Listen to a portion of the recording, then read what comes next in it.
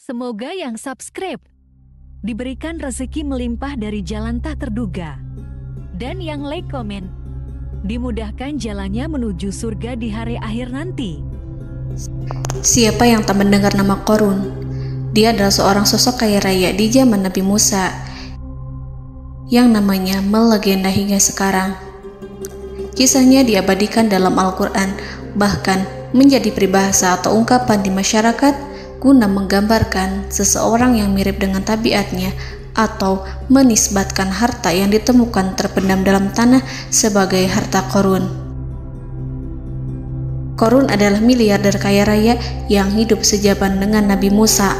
Saking kaya rayanya, Qorun setiap kali keluar dari rumahnya, ia didampingi dengan 300 pelayan laki-laki dan 300 pelayan perempuan. Qorun juga dikawal oleh 4.000 pengawal yang diiringi 4.000 binatang ternak ditambah 60 ekor unta yang khusus membawa kunci-kunci gudang penyimpanan harta kekayaannya itu. Itu dilakukan semata-mata sebagai bentuk kesombongan bahwa dialah manusia paling kaya, paling terhormat, dan memiliki pengikut setia.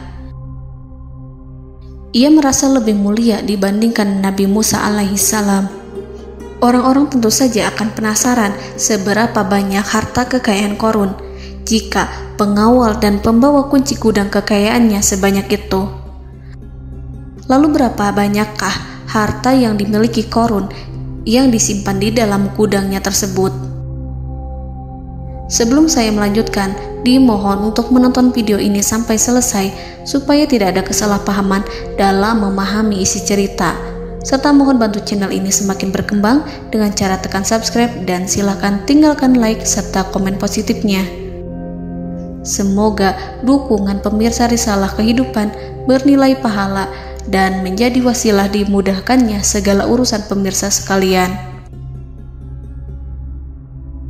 Pemirsa Risalah Kehidupan, di zaman sekarang banyak orang yang mengistilahkan rezeki yang tak terduga dengan istilah harta Qorun.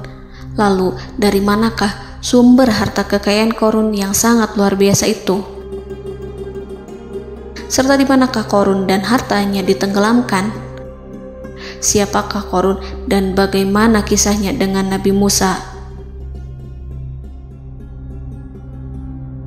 Qorun merupakan kaum Nabi Musa alaihissalam. Disebutkan oleh Ibnu Jurayj, nama lengkap Qorun adalah Qorun ibnu Yashar, ibnu Qahis, ibnu Lawi, ibnu Yakub.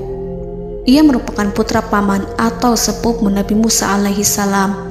Pasalnya, Nabi Musa alaihissalam sendiri adalah putra Imran, sedangkan Imran adalah putra Qahis. Dengan kata lain, Qorun masih satu kakek dengan Nabi Musa alaihissalam, yakni kakek Qahis. Ia adalah umat Nabi Musa yang taat. Tidak hanya memiliki banyak harta, Qorun juga termasuk orang yang cerdas dan berilmu. Ia menguasai ilmu duniawi dan ilmu ukhrawi, dan tercatat bahwa Qorun adalah ahli di bidang kimia. Dirinya tercatat sebagai ahli kitab Taurat setelah Nabi Musa. Kepandaian Qorun dalam ilmu agama membuat dirinya sering disebut dengan ilmu nawir, atau orang yang memberi cahaya dan penerangan. Suaranya terkenal merdu dalam membaca kitab Taurat. Selain itu, Qorun juga lihai dalam berbisnis. Ia mengetahui trik investasi yang menguntungkan, serta jalur perdagangan internasional yang strategis di zamannya. Kekayaan Qorun begitu banyak, sebagaimana tercatat dalam surat Al-Qasas ayat 76. Sesungguhnya Qorun termasuk kaum Musa, tetapi dia berlaku aniaya terhadap mereka. Kami menganugerahkan kepadanya perbendaharaan harta yang kunci-kuncinya sungguh berat dipikul oleh sejumlah orang-orang yang kuat. Dalam riwayat Kaisamah disebutkan, kunci gudang kekayaan Qorun dibutuhkan 60 bigol atau sejenis kuda kecil. Ukuran kuncinya sebesar jari, bahannya terbuat dari kulit, dan setiap kunci digunakan untuk satu gudang. Maka keluarlah Qorun kepada kaumnya dalam kemegahannya. Para ulama tafsir menjelaskan Qarun keluar dengan mewah diiringi dengan 300 gadis berbaju merah dan 4.000 kendaraan kuda. Tak heran, iring-iringan Qarun itu mengundang decak kagum mereka yang gandrung terhadap harta kekayaan. Sebagaimana yang terekam dalam ayat Al-Quran, moga-moga kiranya kita mempunyai seperti apa yang telah diberikan kepada Qarun. Sesungguhnya ia benar-benar mempunyai keberuntungan yang besar. Quran Surat Al-Qasas ayat 79. Namun tak sedikit kaumnya yang mengingatkan. Ingatlah ketika kaumnya berkata kepadanya, janganlah engkau terlalu bangga, sesungguhnya Allah tidak menyukai orang-orang yang terlalu membanggakan diri atau farihin. Ulama menafsirkan istilah farihin di sana juga berarti takabur, zolim, berbuat kerusakan, arogan, dan tak mau bersyukur terhadap nikmat. Qarun dikisahkan memiliki ribuan kuda yang berisikan emas dan perak. Bila keluar rumah, Qarun selalu berpakaian mewah dan dikawal 600 pelayan dan diiringi 4.000 ekor kuda serta 60 ekor unta yang membawa kunci-kunci gudang kekayaannya. Namun, sayangnya Qarun kemudian membangkang pada Nabi Musa dan menjadi pengikut setia Fir'aun. Mengenai dari mana asal-usul kekayaan Qarun, ada beberapa riwayat yang memberitahukan tentang asal-usul kekayaan Qarun. Sumber pertama menyebutkan bahwa jauh sebelum memiliki kekayaan, Qarun hanyalah seorang lelaki miskin yang tidak mampu menafkahi keluarganya. Anaknya sangat banyak. Lalu suatu ketika Qarun datang kepada Nabi Musa.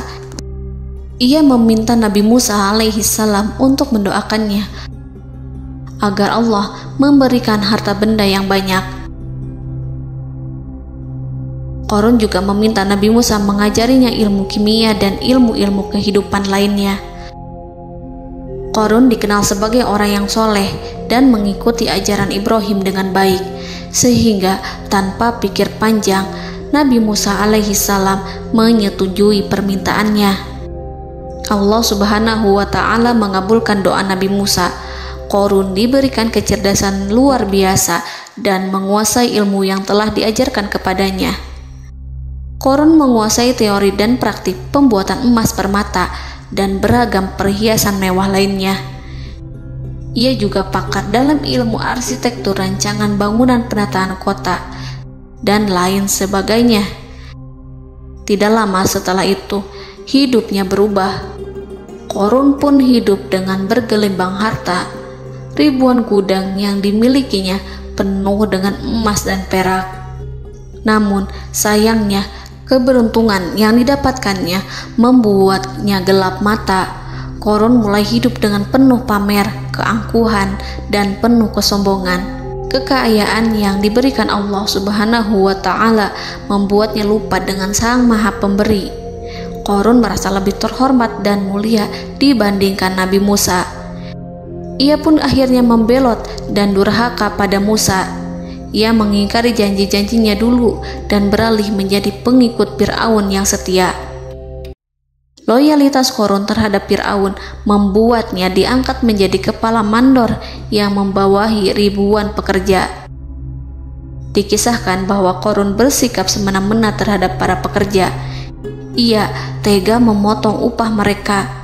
Ia melakukan korupsi demi membangun istana dan kemegahannya sendiri, dan untuk membangun gudang-gudang penyimpanan harta yang telah ia kumpulkan jauh-jauh hari. Ketika datang perintah zakat, Nabi Musa alaihi salam pergi menemui Qarun dan memerintahnya mengeluarkan zakat sebesar 1 dinar dari setiap 1000 dinar hartanya, 1 dirham dari setiap 1000 dirham, 1 kambing dari setiap 1000 kambing, dan seterusnya. Setelah Qarun menghitung seluruh hartanya, ternyata jumlah zakatnya sangat besar. Kekikirannya pun mulai menghalangi hatinya untuk mengeluarkan zakat. Qarun enggan membayar zakat ketika Nabi Musa alaihissalam menagih zakat yang diperintahkan oleh Allah untuk ditunaikan olehnya. Ketika Qarun dimintai zakat, ia langsung marah dan tidak memberikan sedikit pun kekayaannya. Dia berpikir bahwa harta kekayaan yang dimilikinya didapat dari hasil kerja dan usahanya, dan tidak ada kaitannya dengan siapapun, termasuk Allah Subhanahu wa Ta'ala. Janji Qarun untuk lebih taat beribadah dan membantu sesama jika diberi kekayaan oleh Allah dilupakannya. Dia mempergunakan kekayaannya tersebut dalam kesesatan, kezoliman, dan permusuhan, sehingga membuatnya menjadi sombong dan terlena. Orang-orang beriman pada masa itu sering menasihati Qarun untuk bersyukur atas nikmat yang telah Allah berikan, tetapi dia tidak mengindahkan nasihat tersebut. Dari sikapnya tersebut sudah jelas bahwa Qarun tidak membutuhkan nasihat kebenaran, bahkan merasa tidak takut dengan ancaman Allah. Sebab Qarun merasa sudah memiliki segalanya. Qarun merasa dirinya hebat dan pintar serta punya banyak pengikut setia, punya banyak pengawal dan merasa aman karena dekat dengan Raja Fir'aun. Qarun berkata, "Sesungguhnya aku mendapatkan harta ini karena ilmu yang ada padaku." Qarun sangat sombong. Ia merasa hartanya didapatkannya sendiri tanpa campur tangan dan kehendak Zat yang Maha Kaya, yakni Allah Subhanahu wa Ta'ala. Apakah Qarun lupa ataukah ia tidak tahu bahwa Allah telah membinasakan orang-orang sombong sebelumnya yang bahkan lebih kuat darinya, yang lebih kaya darinya, yang lebih banyak pengawalannya, lebih kokoh dan tak terkalahkan dibanding dirinya? Karena terdorong sifat kikir dan angkuh, maka Qarun membuat rencana untuk melakukan tipu daya agar dia terlepas dari kewajiban membayar zakat. Dia ingin menjatuhkan nama baik dan citra baik Nabi Musa. Kemudian dia mengumpulkan tokoh-tokoh konglomerat Bani Israel. Ia berkata kepada mereka, "Wahai saudara-saudaraku, terhadap apa yang diperintahkan Musa untuk membayar zakat, apakah kalian akan mematuhinya? Sekarang dia hendak mengambil harta yang ada di tangan kalian, maka pikirkanlah suatu cara untuk menghindari perintahnya." Para pembesar-pembesar yang dipanggil kemudian menjawab, "Wahai paduka Qarun, engkau lebih besar daripada kami. Kami akan melakukan apapun yang kau inginkan." Qarun berkata, "Datangkanlah kepadaku wanita cantik. Aku akan memberinya hadiah besar jika ia berhasil menggoda dan memfitnah Musa." Ketika wanita cantik yang diinginkannya datang, Qarun memberikan kepadanya uang muka sebagai jaminan. Ia akan membayarkan seluruh yang dijanjikannya ketika berhasil menjalankan misinya. Bukan hanya itu, Qarun pun berjanji akan menjadikan wanita ini sebagai istrinya. Keesokan harinya, Qarun mengumpulkan Bani Israel. Setelah itu, Qarun menghadap kepada Nabi Musa seraya berkata, "Orang-orang menanti kedatangan Anda, sampaikanlah saran dan nasihat kepada mereka." Nabi Musa kemudian keluar dari rumahnya. Ia mulai menyampaikan nasihat pada umatnya. Di antara nasihatnya, beliau berkata, "Barang siapa yang mencuri, aku akan memotong tangannya. Barang siapa yang memfitnah, aku akan mencambuknya sebanyak 70 kali. Barang siapa yang tidak mempunyai istri dan dia berbuat zina, maka aku akan mencambuknya sebanyak 70 kali. Adapun barang siapa yang memiliki istri dan ia berbuat zina, aku akan rajam dia sampai mati." Qarun kemudian berkata, "Apakah ini juga berlaku untuk Anda jika Anda sendiri yang berbuat zina? Apakah Anda akan menerima hukumannya?" Kemudian Nabi Musa menjawab, "Ya, meskipun saya sendiri yang melakukannya." Maka kemudian Qarun memanggil wanita yang telah dibayarnya. Wanita itu berdiri di depan Nabi Musa dan Bani Israel yang telah berkumpul, mengaku sedang hamil karena berhubungan badan dengan Nabi Musa. Maka marahlah Nabi Musa atas fitnah kejam yang diarahkan kepadanya. Kemudian Nabi Musa melakukan sholat 2 rakaat, lalu mendatangi wanita itu dan menyumpahnya agar mengatakan siapa yang menyuruhnya. Wanita itu menjadi ketakutan. Ia bergemetar di depan Nabi Musa dan mengaku bahwa yang menyuruhnya adalah Qarun. Lalu wanita itu bertaubat dan meminta maaf kepada Nabi Musa. Seketika Nabi Musa bersujud seraya berdoa kepada Allah agar menimpakan azab kepada Qarun. Allah memberi wahyu kepada Musa bahwa bumi telah dijadikan tunduk kepada perintah Nabi Musa. Kemudian Nabi Musa berkata kepada bumi, "Wahai bumi, telanlah Qarun beserta kekayaannya, habiskanlah semua." Kala itu Allah menurunkan wahyu kepada Musa alaihissalam untuk memerintah bumi apapun yang diinginkannya. Begitu Nabi Musa alaihissalam datang dengan wajah sangat marah, barulah Qarun merajuk, "Wahai Musa, sayangilah aku." Sementara Nabi Musa alaihissalam tak bergeming. Beliau lantas berkata pada bumi, "Wahai bumi, ambillah mereka." Seketika rumah Qarun mulai bergetar. Qarun dan antek-anteknya mulai dibenamkan hingga bagian lututnya. Rumahnya ikut turun sedalam lutut.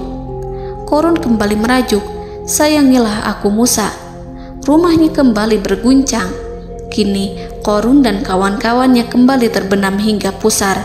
Demikian pula rumahnya. Qarun terus merajuk, "Wahai Musa, sayangilah aku." Sementara Nabi Musa alaihissalam kembali meminta bumi, "Wahai bumi, ambillah mereka." Rumah Qarun berguncang lagi, sementara Qarun dan kawan-kawannya terus terbenam hingga bagian tenggorokannya. Demikian pula rumahnya. Qarun lagi-lagi menjerit, "Wahai Musa, sayangilah aku."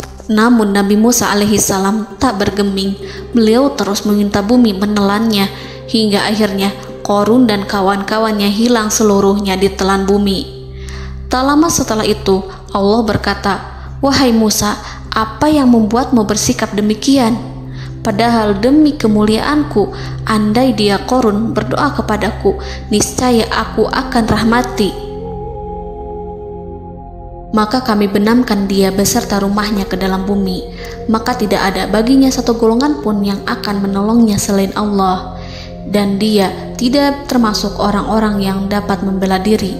Quran Surat Al-Qasas ayat 81.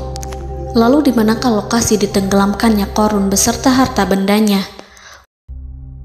Konon berdasarkan kepercayaan beberapa masyarakat setempat, Qarun ditenggelamkan di sekitar sungai atau danau Moris yang terkenal di kota Payom, negara Mesir. Qarun konon mendirikan istana dan di tempat itu pula ia ditenggelamkan. Dahulu, Qarun berkeinginan membangun sebuah istana, namun tidak diizinkan oleh Fir'aun jika istana itu dibangun di samping istana Fir'aun. Terlebih, Qarun juga tidak ingin membangun istana di tengah pemukiman Bani Israel yang terletak di tanah Jasan. Fir'aun pun memberikan tanah di wilayah Fayom. Kemudian di tepi sungai Payom inilah Qarun membangun istananya yang megah, dan di dalamnya ia membangun Al-Khunuj, gudang penyimpanan harta berisi emas dan perak. Salah satu bukti arkeologis yang dapat dijumpai di lokasi tersebut adalah runtuhan bangunan yang diduga sebagai tempat tinggal Qarun yang berjarak sekitar 2 km dari Danau Qarun. Menurut beberapa sumber, bangunan yang masih berdiri kokoh tersebut adalah benteng yang dibangun oleh Qarun. Namun ada juga yang mengatakan bahwa bangunan tersebut adalah tempat tinggalnya. Wallahu a'lam. Semoga kita semua dijadikan orang yang Allah mampukan menjadi orang kaya namun tidak seperti Qarun,